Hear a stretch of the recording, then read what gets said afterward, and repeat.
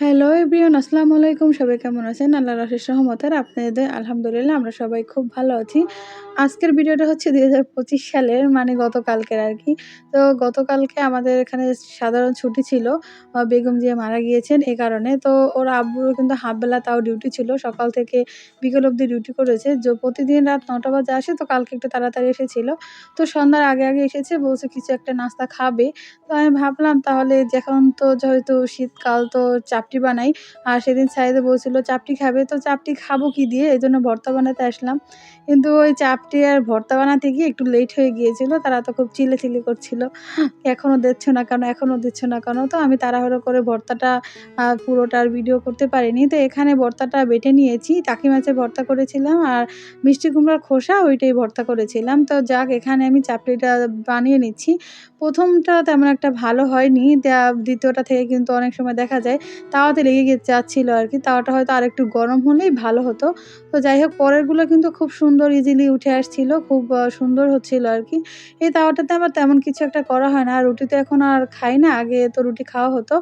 আর ছেলে বলছিল একটু ভর্তা মাখিয়ে এরকম ভাজো তো। তারপর পাটিসাপটা পিঠার মতো ভর্তা মাখিয়ে একটু ওকে আবার এটা পাটিসাপটা পিঠার মতো করে দিলাম। তো এখানে সবারই কিন্তু খাওয়া হয়ে গিয়েছিল। মোটামুটি এশার আজানের আগে একটু সামান্য নাস্তা করা হলো। তা আমি বাকি ছিলাম।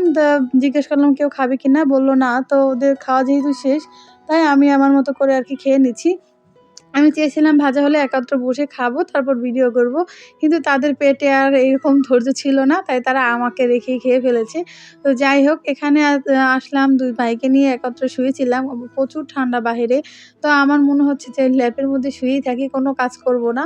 আমি শুয়েছিলাম, এরা ২ ভাই ল্যাপের মধ্যে ঢুকবে না। কিরকমভাবে দুষ্টুমি করতেছিল। আর ছোটজন বড়জনকে কামড় দেওয়ার জন্য বারবার দৌড়ে যাচ্ছিল, ও কামড়াবে।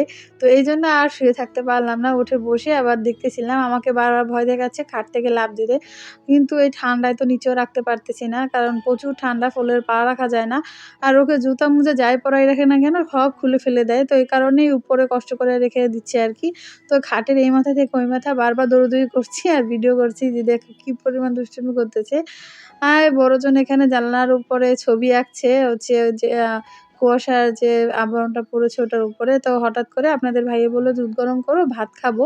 তো দুধ গরম করতে আসে দেখি যে দুধটা ছড়া দিয়ে গিয়েছে। তো দুধ থেকে ছানাটা বের হয়ে গিয়েছে। এখন কি করব? তো বললাম যে, "কালকে যেহেতু নতুন বছর শুরু হবে, তাহলে আজকে আমরা এটা দিয়ে মিষ্টি বানিয়ে ফেলি।"